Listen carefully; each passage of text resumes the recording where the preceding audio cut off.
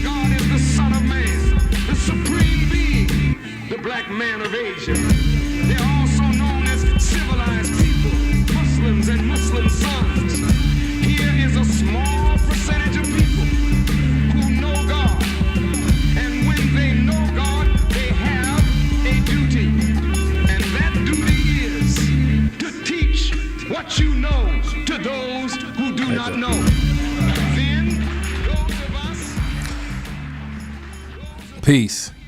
Welcome to the first of many Knowledge of Self radio show. I'm your host, Life Allah, and I'd like to introduce my co-host to my left, Jerule. Yo, peace. Jerule Allah. Peace, Jerule Allah. Peace, my name is Ture Allah. Okay, again, we want to thank the host and thank the listeners out there. We want to go into right now what the Knowledge of Self show is about. The Knowledge of Self show pretty much is a production pilot made and created by my company, GPS, Global Position Solutions, and was established for the sole purpose for the listeners out there to get quality information, but it's not limited to ancient and modern history, the sciences, health, economics, fitness, and alternative holistic medicines. The mission is a simple one, and that is pretty much to focus on all the people out there that's humanity and give them some sense of upliftment that will give them encouragement and give them focus as it pertains to their future. So I have a young man here who happens to be my son, and I have a question for you, Justice. You ready? All right. What is understanding? See things clear. Okay. And who are you? God. How do you know? In my mind, my heart. Now, this is a 7-year-old young man basically saying to you, the listeners out there, who he is, why he is, what he is, and what he will continue to be, because it's in his mind and in his heart. So that's just something that should be applauded, I think. You have a lot of elders out there who don't even have that basic principle down packed. So what we want to do now is turn it over to the men of the Knowledge of Self show to discuss our overall topic, and that topic is understanding ourselves, which is mathematically in tune with today's date. So I'll pass it over to the God, Jerule. Yeah, peace. So, basically, I think Trey wanted to add on about how we came here to North America and what role did the black man play? Was it only in slavery or how did that happen? Okay.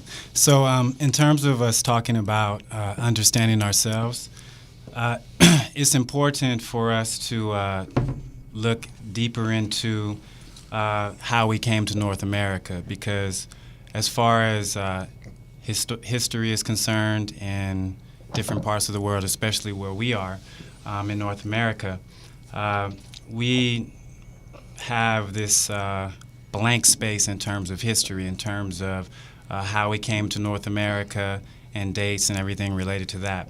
So we're going to talk a little bit about the pre-Columbian and pre-Spanish period, as it's known, when the Olmecs arrived to the Americas. And we're going to be drawing some of our information from Ivan Van Sertima's They Came Before Columbus, which is a really useful and groundbreaking book that talks a little bit about how original people arrived to the Americas, not as slaves, but actually as the earliest explorers. So I'm going to go ahead and pass it over to Jerule, and he's going to give you a little bit more of a background information in regards to pre-Columbian and pre-Spanish travels to the Americas. Yeah, peace. So basically, the Olmecs are people who traveled from West Africa, some from Mali. Also, some traveled from northeast Africa, like the Egyptian area, by way of boats. Some, actually, from my research, some of the first people who, or original people that came this way, got caught in a current in this north, it's called the North Equilateral current, and basically the current, took them out to sea, and they actually made it here mistakenly, from my research. And then once they realized that there was land over here and there were people living on this land, they made voyages back, and it became a trade route. So, from my studies, I've come to see that these people were doing this as early as 10,000 BC. And these people would be the Olmecs? The Olmecs, yes. So black people from Africa. So I think that's very important to know, just because, we're taught in school that Columbus came to America and he was really the first person from the East to come to America and really explore. But, it's obvious here that, we were doing it for thousands of years before Columbus was even, on the planet. So, that's some basic, information on the Olmecs. One thing that they're noted for is they have these colossal statues of heads, and I actually have a picture here, kind of showing, some of the features that, are unmistakably African features. Right. If you look at the nose, lips. Yeah, definitely. Even the helmet, you know what I mean? The helmet is Kofi of the crown. Exactly. It's like a West African type helmet. But you can't really see it in the picture, but from other pictures you can see actual Ethiopian braids in the back. So, I mean, nowhere else on the planet are you going to find hair like that but in Africa. So, that's just a basic, general, I guess, basis for They Came Before Columbus. Oh, the book was written by Ivan Van Sertima. Can you show that visual of the book again? Ivan Van Sertima, he worked tirelessly to, unravel, the various different unknown facts about our history, to give us a sense of upliftment and, some knowledge and basis so that we could, take ourselves out of the state of unawareness and, the things that we were dealing with. So, right. So I got a question for you. I know a lot of people talk about the Mayans. So where do the Mayans come into play as far as that lineage? Because a lot of our Latino brothers and sisters will refer to themselves as being Mayan, like that respect. So where do the Olmecs come into play? From my understanding, the Olmecs they landed in the Gulf of Mexico, the Levanta area, and that's generally where they built civilization. And a lot of the people that they kind of first came in contact would be considered the Aztecs. And, they basically, they traded with the Aztecs, traded information.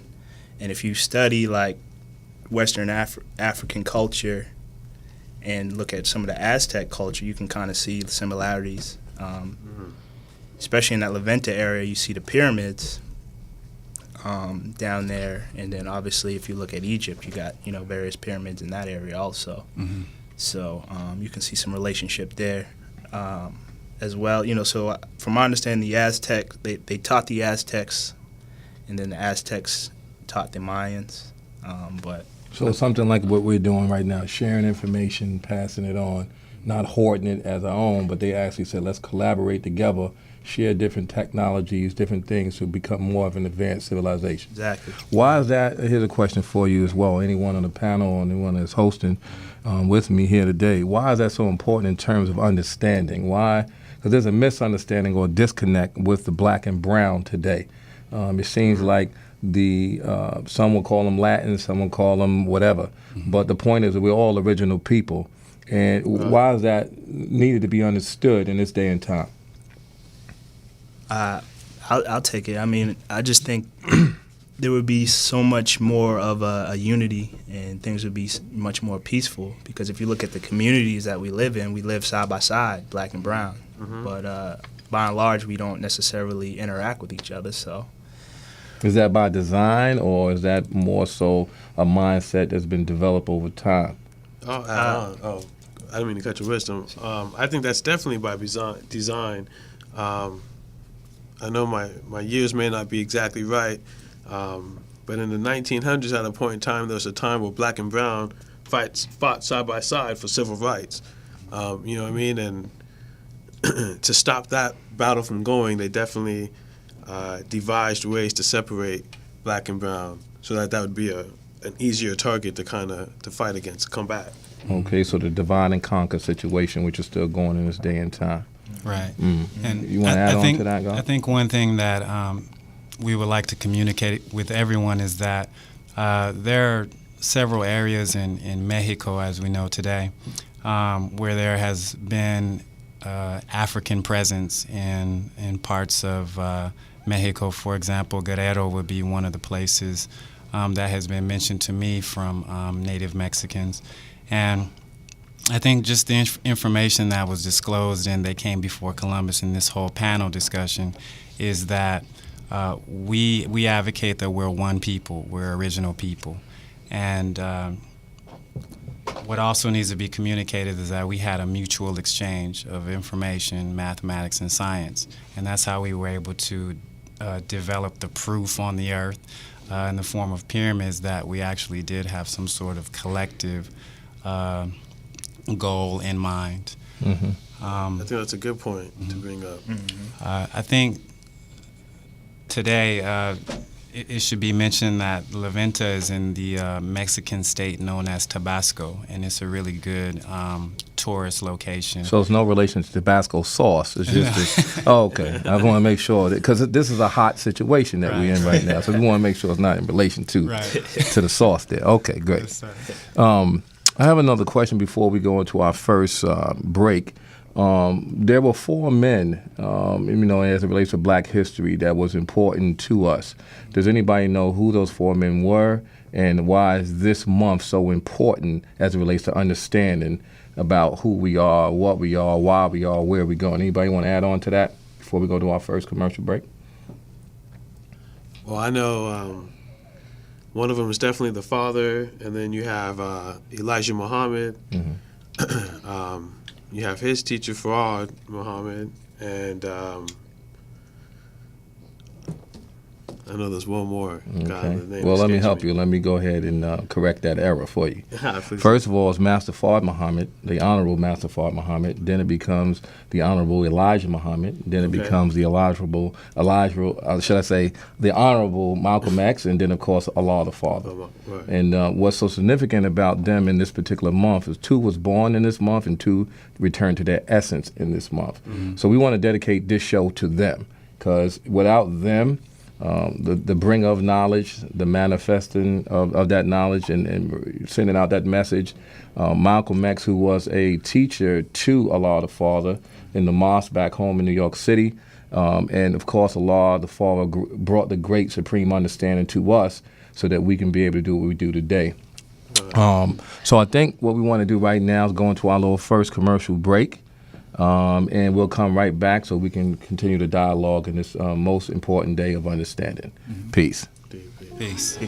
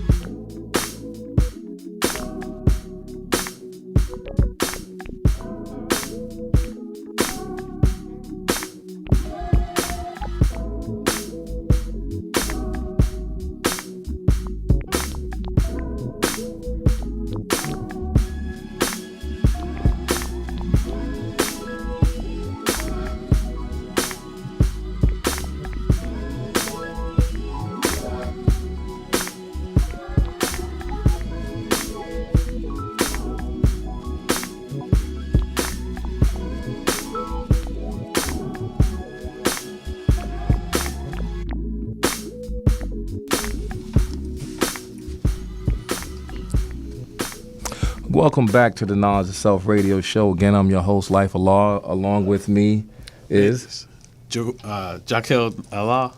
Peace, Jerule Allah. Peace, Ture Allah. All right, we was in discussion of the almanacs and their significance, and also to pay homage and respect to those four men who brought this knowledge to us so that we can share this knowledge to humanity. I want to go into a little area now that seems to be a serious one, as everything that we're going to discuss with Knowledge Self Radio, and that is entertainment. At this point in time, we've seen tons of movies out there that has depicted our demise. Most apocalyptic movies talk about, the end of the world, and it so happened to be a black president as the main character. Mm-hmm. The Matrix and the knowledge of knowing and being, new to what's going on in this real Matrix. I want to kind of segue into the movie scene now. Hollywood is a very strange place for some who've never really been there. And they seem that they don't really have a whole lot of ideas. So now they're coming out with movies now that's really talking about some real stuff. And if we are not paying attention, we'll think it's just entertainment. So I'd like to segue into one in particular, and I'm going to start with the God Jerule. I know he was a viewer of this movie that's been confrontational, to say the least, and comedic, to say the least, and then has some real insights, to say the least. So, God, would you elaborate on what that movie is and how we can build on understanding the message in that movie?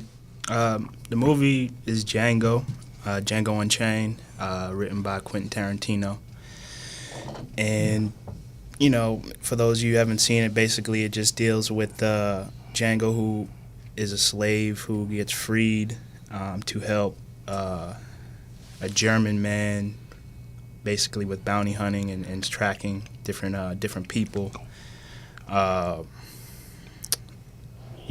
Basically the German man teaches Django all he needs to know about being a bounty hunter, and he just goes through that whole process. To me, the movie, it was very interesting because it seemed like there was a lot of underlying things in it. What stood out most to me, it seemed like, first and foremost, it was the first movie I probably ever seen where it was a black man killing white men, like, relentlessly. You know what I mean? Right. So it's like, if anybody's familiar with Quentin Tarantino and the types of movie he put out, and the images of black people in his movies, that's very rare to see something like that. So, I mean, yeah, you could say Pulp Fiction and stuff like that, but, overall. The pulp was fiction, and this is real. Okay, yeah. I just want to make.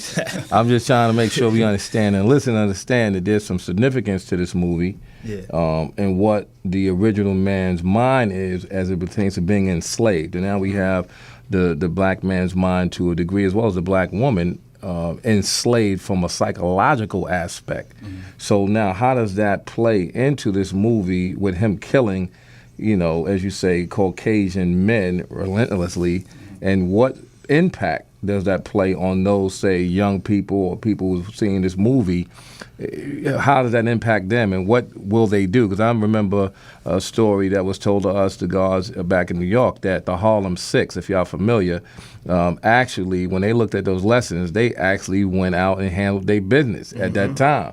Now, will that be the same scenario in this day and time where young people are looking at, this movie and saying, wow, this guy was so militant. Let me go out and start doing what I need to do to show who I am. I mean, how does that play? I think it's actually going to work in reverse. Interesting. I think what they did with this movie was incite fear maybe in white people, to have them come back together, because it was like, okay, a German teaches Django too much information, and then that information he comes back and uses against. You know what I mean? So something like the spook who sat by the door. Exactly. But in this day and time, it's not a spook now. Exactly. Okay. And if you've been paying attention, I mean, people have been going crazy as it relates to going to the stores and buying guns, buying ammunition.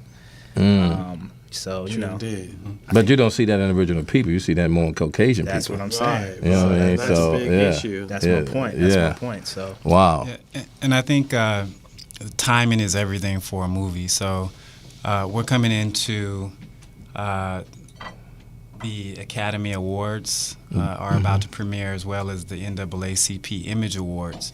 And Django has been nominated for Academy Awards in several different categories. And I know Jamie Foxx, as well as Kerry Washington, they're also being nominated. So I'm wondering, what type of message are we sending in terms of the image of black men and black women, especially in a movie that's depicting enslavement? So I wanted to kind of spin that back. We were enslaved as opposed to being slaves, by nature. So we were enslaved. So if I can mention, as far as the Oscar Award nominations for Django, they've been nominated for Best Picture Writing, which is the original screenplay by Quentin Tarantino, of course, cinematography, and sound and editing. So those are quite a few categories. And we know this is Black History Month.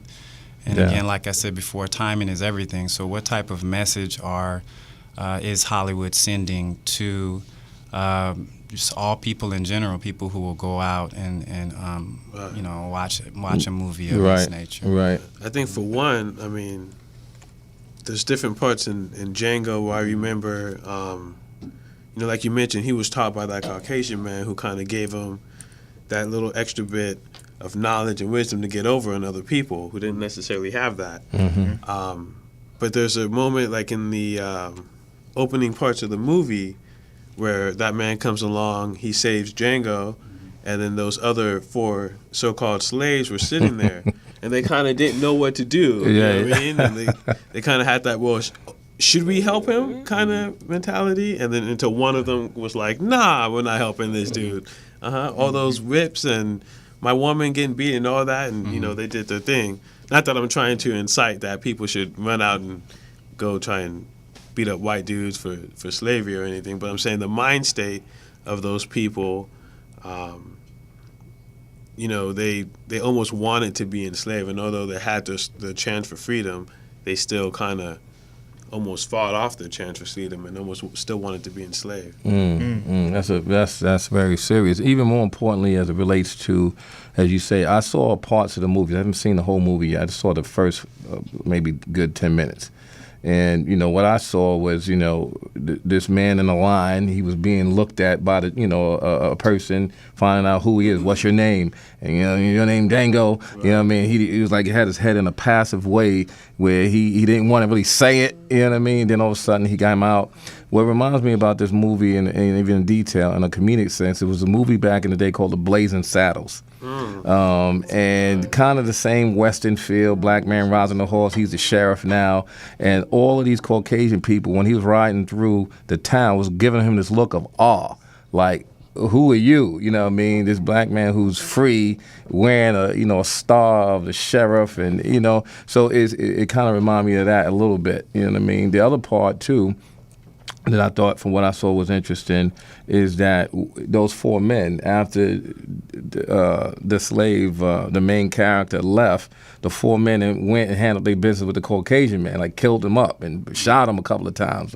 And so it's interesting that it seemed like they all had to give each other like the green light to make a move, like they was waiting for something.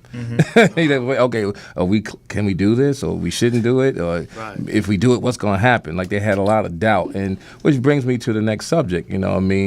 Fear.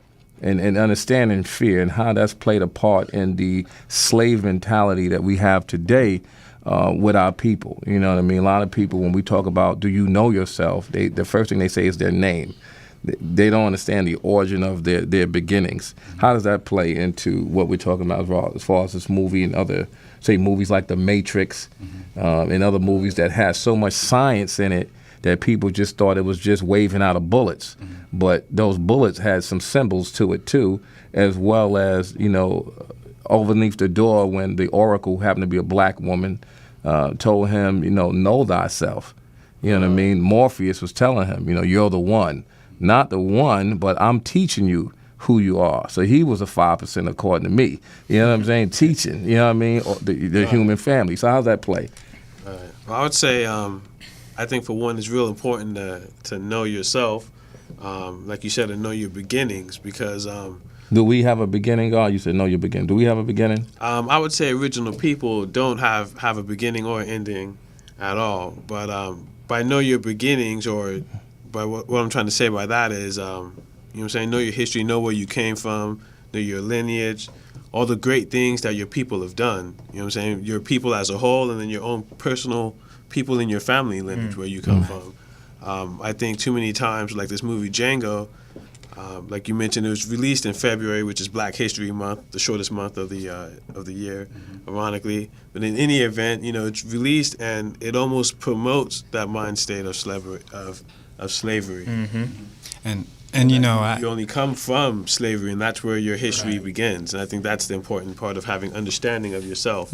and literally there were about, as far as some of the white characters, including Leonardo DiCaprio, nigger was said 69 times. Wow. Okay.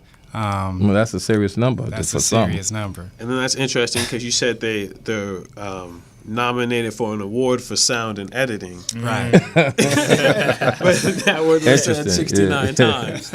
And we know sound travels, so you know what I mean. Right. Interesting. So as we move on, again, I want to touch on that movie, The Matrix, if I will, before we go into our next little break or whatever. The movie, The Matrix, they had 3 parts. And, you had Morpheus, who I felt was the original man sharing who you were and what you were and what you need to become. And I want to see if y'all understood that message. He had Neo sitting in the living room with a glass of water, had a red and blue pill, and said, now you're going to have to make a choice. What do y'all think the symbolism in that was to those who were not in the living room, but living in a room of fear nowadays? What would that symbolize? To me, it's in terms of understanding. Any step a person's about to embark on, there's always that apprehension or fear from actually taking that step. And you always have that choice. Okay, I can just continue going about things the same way that I have been, or I can, take that step, which it might be difficult, but it's going to be almost embarking on a new type of existence, in a sense. What I mean? So in that sense, you're saying that those who take the red pill, from a mathematical standpoint, we know red means fire, fire means energy, and we know the boiling point to energy is 212 degrees or water, and now you got power. So you're saying that people are scared to express their power, or they rather stay, say, dormant in a state of 32 degrees, which is symbolism of the blue pill as it relates to being frozen. Mm-hmm. Right. I would say that people probably want to stay with the blue pill for the most part. Eating steaks and everything else. Right, Okay. Whether they know it or not, like he said, he was eating the steak and he knew it wasn't real.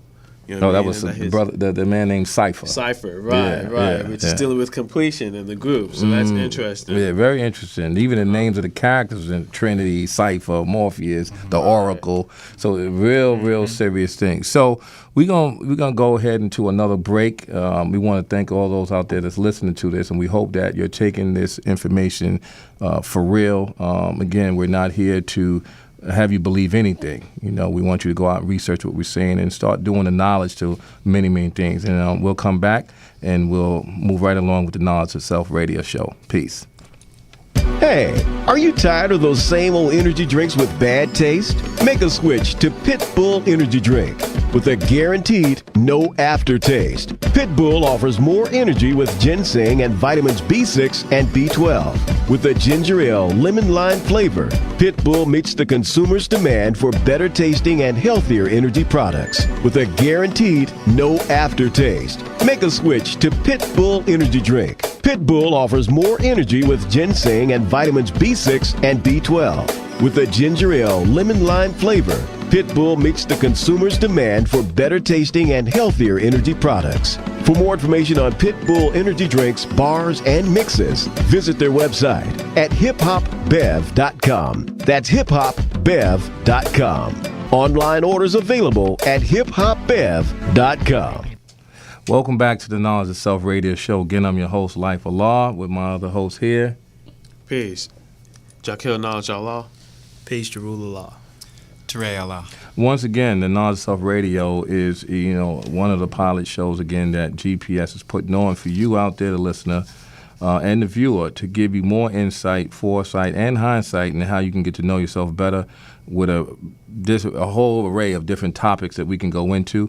We want to kind of segue back into what we were talking about as far as the movie Django and how that has maybe or not impacted the black man and the black woman. In particular, we talked about the black man and his enslavement, but let's talk about the black woman and her enslavement, because a lot has happened and is still happening to the black woman, and there's a lot of things that we as black men don't know. Their beginnings in terms of the trauma, things that they might have gone through. How did this movie play with the black woman in that movie? And let's go back to the guard Jerule, because I know he's seen the movie in detail. How was the black woman portrayed, and what does that mean to the black woman in this day and time? Well, I mean, in the movie, it was probably one of the first movies that dealt with enslavement that I've seen, that black women were actually being whipped and, kind of brutalized. So that was kind of, shocking to see. Basically, it seemed like the women in the movie were kind of like really submissive. There's one scene that stands out to me where they were at this place. I think it was called like Candyland or something. Yeah. Interesting. Right. Yeah, that's the name. No, wait. Well, the first place where Django killed the guy with the Bible verses on his shirt. I can't remember the name of the place, but there was one woman that basically was the one that showed Django around, and the guy's name was Big Daddy or something like that. Right. You know what I mean? Not Big Daddy Kane, just Big Daddy. Okay. Right. We know yeah. he was in the movie The Posse, if you remember. Yeah, You know what I mean? So it was like, Take it back with that one. basically it just seemed like, they were just going along with anything that the man was saying. The only one that was really kind of like, I won't say submissive, but she was like kind of striving to really get away and branch out was, Kerry Washington's character. And she was brutalized for it. They put her in like That was Django's wife? Yeah, Django's wife, the heat box, and she was in there burning up, and these different types of things. So, I just think the imagery is something that was real severe and I don't feel like we need to see that over and over again. I think we need to move on and go deeper into our history, because when you think about it, if we've been on this planet for thousands of years, or there's no set date to when we've been, when we actually started here on this planet, there's much more history about us. So we need to start talking more about that history as opposed to the last 400 years. What I mean? Very, very serious. And I wanted to address how submissive our people were seen in the film, because there is a scene where Leonardo DiCaprio is explaining the phrenology of the black man and the black woman, and he cuts a piece of the skull and then holds it up and points out that there are 3 dimples. These 3 dimples are located in this part of your brain, and he's saying this to Django. And he says that, this means that you're submissive. So in other words, he's saying so you're that recessive. By nature, he is submissive. He will always be submissive. The black man. Right. So that's kind of like our lessons for those out there who deal with the supreme wisdom. And for those who deals with the book of life, that means tell us what and how the devil's made, which is the 30th degree. And I guess that's the 3 dimples right there that he's talking about. Right? Right. That's interesting. You want to elaborate a little bit more on that, God? Well, I just think when you're looking at a film, and I'm sure it had a pretty strong backing, and quite a bit of money was invested in it, you're basically projecting a message and a certain image, which some people may not be able to decipher as dramatic or Hollywood. So for anyone who's not seeking a deeper understanding when we're watching these types of films, they might not, I guess get the inclination to go and look into what's being said. And speaking of phrenology, I know one of the Roots albums had an interesting picture of the brain. It's called Phrenology, where they're depicting how I guess racial injustice in America and actually around the globe was justified by the fact that Europeans classified us as less intelligent or less superior. It's more chattel and human capital. Right. Well, I think you mentioned something interesting talking about, how he held up the piece of skull, because we know, through the science of eugenesis that they try and spread information, about the black man, black woman, that's not necessarily correct, but because, like you said, no one goes to look deeper to find out the truth of those things, they're able to pass that along. And then, it's the whole thing where if you kind of tell a lie long enough, it just kind of becomes the truth because no one ever investigates it. But like the topic of the show, no one deals with that understanding, right? Which is, like the young guy said, to see things for what it really is versus what it presents itself to be. See things clear. See things clearly. And there's another thing I wanted to touch on in terms of the soundtrack.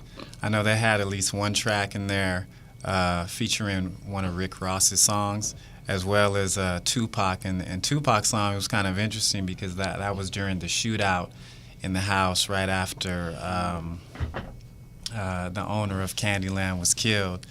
And it just was a really strange scene for them to just throw those types of tracks in there when all that action was going on. And the last word in that scene where Django was killing all of the people in the slave house was, nigga, I'm coming to get you.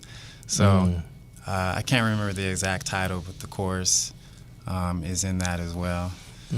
Is it wrong? Because I want to get it all before I'm gone. That's the part of it. Wow. Interesting. So, I think that speaks to although we're dealing with understanding, there's definitely a proper understanding and an improper understanding or a misunderstanding. And I think that, again, this movie is on an award for sound and editing, right? And so we know with pictures and with words you can paint certain ideas in people's heads and get them to kind of think and react a certain way. And when you have people thinking, is it wrong that I get it all before I'm gone? I think that kind of deals in a more divided kind of what's the word I'm looking for? Mind state and personality, in the sense of where I'm trying to take it all for myself, and I'm not worried about my brother. You know what I mean? And I think, and then that goes down to how we were talking about black and brown relations, and then just how you deal with the people in your neighborhood and your environment. You know, you're going to be less likely to help someone else if it jeopardizes your own getting. You know what I mean? And that's kind of another thing that was really shown in that movie, Django. Django was really about just saving his lady, and he didn't really care about helping anybody else. He would, pretty much step on anyone's back to get there. Right. So Right. he even depicted himself as a slaver, they called it in the movie, but actual, a slave master in a sense. So he was required to keep these slaves in line. So he played that part just so he could get, what he wanted to get in the end. Now that's an interesting segue based upon who we have in government now. You know what I mean? A black man with a black woman and black children keeping everybody else in line, as you say. How does that connect to the Django movie? Now, we're not saying that Obama is a slave, but he definitely, from my experience being, a part of the government, working as a soldier and as a military man and being in the military 19 years, I found that he was put there by design. And for all you Obama, folks out there who love him so much, it tells you in your own Bible, let no man deceive you, for many shall come in the name of Christ or consciousness and deceive many. So how does that play with this movie? Here's a black man in position now. He's now working with white folks for the sake of his woman, but his main frame is his family only. Now you have people here in this day and time who feel like Obama's owed, some sense of, hey, you got to now help us now. And we know in this day and time, no one owes us nothing. We owe it to ourselves. Right. So how does that work from the God's point of view? Yeah, I'll add on with that. I think, we kind of wanted to build on the woman and her role. I think, like you saw in the movie Django, that woman was kind of used as bait. You know what I mean? And once I don't remember his name in the movie, but Leonardo DiCaprio, once he figured that out, he was able to position himself where he could use her as bait to attract Django and get what he wants. And so now you mentioned, the president and his black woman on his side with his black babies. That kind of paints a picture in certain people's heads in America, and we get a little complacent maybe thinking, okay, well, he made it, and we don't necessarily go after it for ourselves. And I think that kind of, that lack of understanding, like you said, in this day and age, we can't wait for anyone. You know what I mean? You can't wait for that mystery to make it happen for you. You have to make it happen for yourself. But at the same token, you have to be very, very wise in who you're choosing as your partner or you're choosing as someone you want to build with. Not everybody is who they say they are. And then you discover new things as you start to experience folks. You know what I mean? They all look good in the beginning.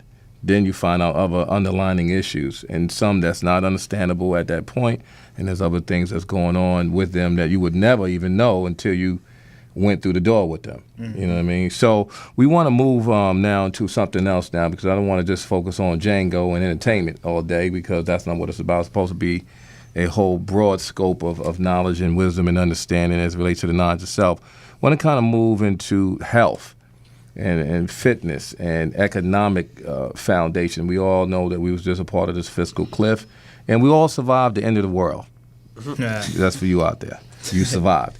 But now it deals with health and fitness, and how does that play a part in understanding what is needed, the proper nutrition, the foods, the GMOs that they're currently feeding the masses as a means of depopulation and coming up with all types of genetic defects in our children.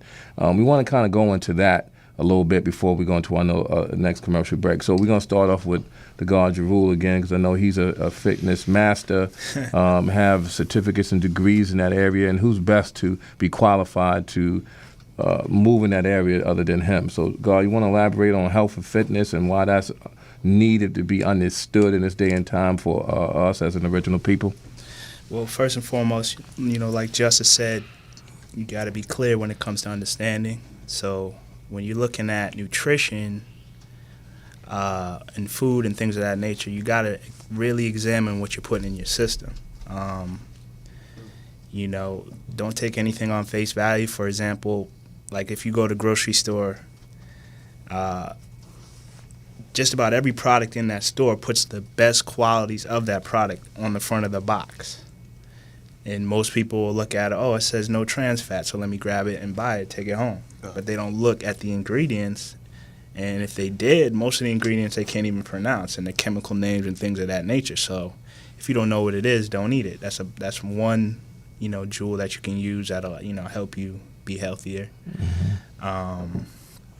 But basically, you got to look around at the level of disease that continues to go up. If we're advancing so much from a technological standpoint, from a health standpoint as it relates to what we're able to do and what we know, then basically we should get healthier as a people, but that's not the case. People are getting sicker and sicker. Cancer's going up, prostate cancer, things of that nature. So there's something that we're missing, and it's really the genetically modified foods. For those who don't know what that really is, that's just basically they take a food, chemically engineer it to look better in the grocery store to make it more attractive for you to buy, or to make it last longer. They do all types of things. Something like more of a preservative type. Exactly. There's all different types of ways that they can, splice genes into different fruits and vegetables, different types of products to have a desired quality to it. Right. But when something is grafted in that fashion and then you eat it, it's going to have an unnatural effect on your body, which could cause different types of diseases, cancers, high blood pressure, things of that nature, diabetes. Anybody else want to elaborate a little bit on that and extend what the God is talking about? Well, from your own experiences and things that you might have seen or saw when you go shopping, as your food is getting scanned with radiation and all these other things. That's interesting. You know what I mean? Because your food is getting scanned now. Not just the barcode they scanning it with laser beams. And I know radiation through microwave technology, that is cancerous. So how does that play a part in terms of health and fitness? I think, that's important because like the God said, it's what you're putting into your system. And the body, I think what a lot of people fail to realize about the body, it's a complete system in totality. And so a lot of times they'll do one thing for this and not realize the other side of that. You know what I mean? Like, for instance, they're taking fish oil thinking, better brain function or whatever, but then they don't look at the source where the fish oil is coming from and the process of it being made. Like we were saying, that understanding of what happens to those oils when they're heated up in the making of it, or what happens to it when it enters your body even. I think it's something that people don't look at. It's definitely important. In terms of, we're going to go back to the black woman regarding health and fitness. I know that in the lessons it talks about, there's a role in the 14th degree that talks about, how to, sew and cook and clean. Of course, that's just not for the black woman. It's for the black man to do as well. What are the important, steps, or should I say instructions for those out there looking and listening to us now, in terms of how the relations between man and woman should be in terms of the proper foods and what her role is, more than just making babies or sitting home cooking and cleaning? I mean, what is the connection in terms of the responsibility for health and fitness in today's black family? Right. I would say, in some points, the black woman, due to different movies, Tyler Perry movies or whatnot, she's been put in a place where she's kind of leading the family. Yeah. Because I heard Farrakhan mention that he applauds Tyler Perry's position portraying a black woman, not in the sense of him dressing like a woman, but more so saying that the foundation of a family per se is the woman. And we know, as the Nation of Islam mentions, that no nation can rise no higher than its women, but it's quality women. Right. You know what I mean? Right. Those who understand their, not role, but their position and their significance in the family, keeping a man's mind worry-free. I'm not doing things that's deceitful or malicious behind closed doors or through any other means that they do it. But how does that play a part into, and again, this goes both ways, because you got man and woman doing things that may not be appropriate. Indeed. And a sense of responsibility has to be adhered to when it comes to man and woman. You know what I mean? So how does that play? Well, I would say, that lesson, for one, it says that those trainings and things that were taught, how to cook, clean, sew, and all that, was given by a man. So, a woman needs to be trained properly or taught how to do those things to help keep the family. But if the man doesn't have the right mind state to give her those things to where she can give to her family and provide for them, then, she's not going to, like you said, quality woman, right? And so you've got to give her quality information that she can then use. You want to elaborate on that a little bit? It just has to be a mutual understanding in terms of the environment that you live in. With a woman, it has to be reflective of the future. So I've changed my eating habits over the years. I mean, considering the fact that, at one point in time in my life, I ate pork. And then when I learned about that around the age of 18, then I had to begin cooking for myself and things of that nature. So that's something you pass on. Jerule, you want to add on? I know some of you are now fathers, new. Well, how does that play a part in terms of, the black woman? Because I know, again, for myself, I have children. And for me, I made choices, some good, some not so good. That's just being real and raw and direct. But at the end of the day, it's always been about the babies and making sure they have some type of a role model or an example on how to make things. That doesn't say they won't make, any bad choices. It's just knowing what to do. So how does that play when now you have a family and, you have certain things that has to happen now, certain things you got to have in place. And with today's topic, knowing ourselves and understanding ourselves, how does that play with a new, say, baby or children if you have someone who have the knowledge of themselves and someone who you had babies with who don't? I would say that, my perspective on that is I think different than most people. It comes down to understanding. Whoever you're with has to understand you, and you have to understand them. You guys have to be on the same page. Just because they didn't necessarily go through the lessons and things of that nature doesn't mean that you guys can't come to an understanding on things. You just have to be clear with each other about what you require or what you want, and that's the foundation, because you don't want to have conflicting knowledge and wisdom given to your child. You don't want your child to say, okay, there's no God, there's no mystery God in the sky one day, and then the next day you're praising Jesus. You know what I'm saying? So it's like you don't want that. So you guys got to be on the same page, right, and just really come together for one common cause, and that cause is your child. Mm-hmm. You know what I mean? Anybody else want to elaborate on that? You think you hit it home? So we had discussed the fact that this show was again brought to you by GPS, but more importantly, was in honor of Black history, but focusing on four men.